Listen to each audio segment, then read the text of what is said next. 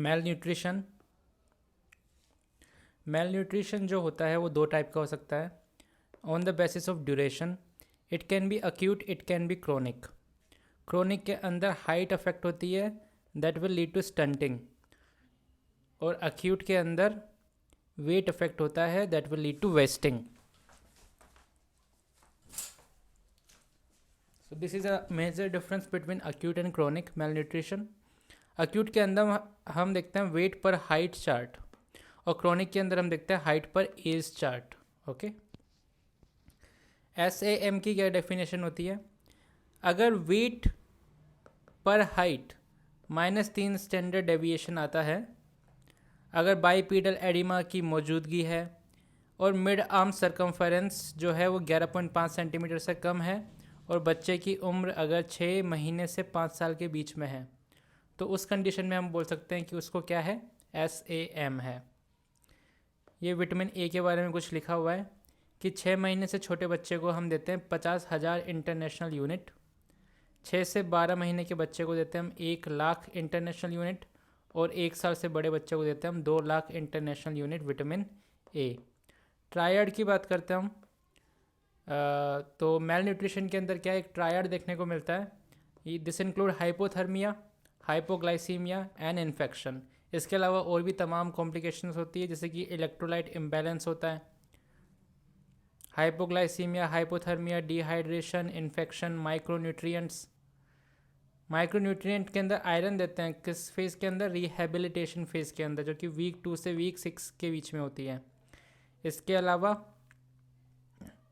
हाँ, अगर किसी को होम बेस्ड ORS बनाना हो तो कैसे बनाते हैं डायरिया के लिए? इसके लिए हम क्या करते हैं, 6 चम्मच डालते हैं चीनी, 1 चम्मच डालते हैं हम टेबल साल्ट. टेबल साल्ट का मतलब होता है नमक, और उससे हम डालते हैं 1 लीटर पानी के अंदर डालते हैं, तो ORS बन जाता है. अब बात करते हैं कावाशिकोर और मरासमस के अंदर क्या डिफरेंस होता है. तो हमने पढ़ा था बचपन में KP इज़ एक्चुअली MC. तो कावाशिकोर के अंदर किसकी डेफिशिएंसी होती है, प्रोटीन की डेफिशिएंसी होती है.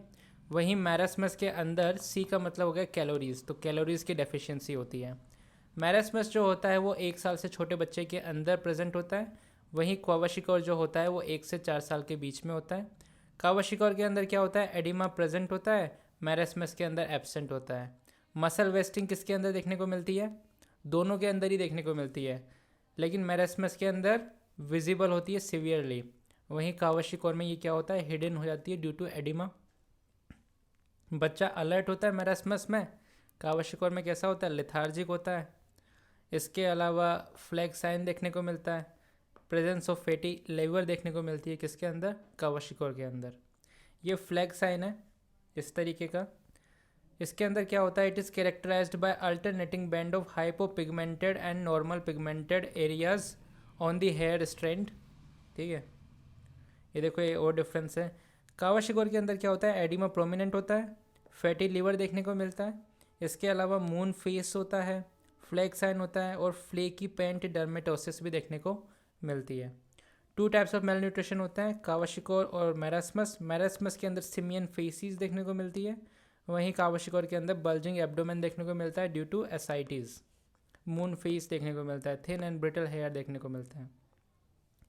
एंथ्रोपोमेट्री क्या होती है, देखो जब कोई बच्चा पैदा होता है तो उस टाइम पे उसका एवरेज वेट जो होता है वो 3 किलोग्राम होता है, और उसकी जो एवरेज हाइट होती है उस टाइम पे वो होती है 50 सेंटीमीटर.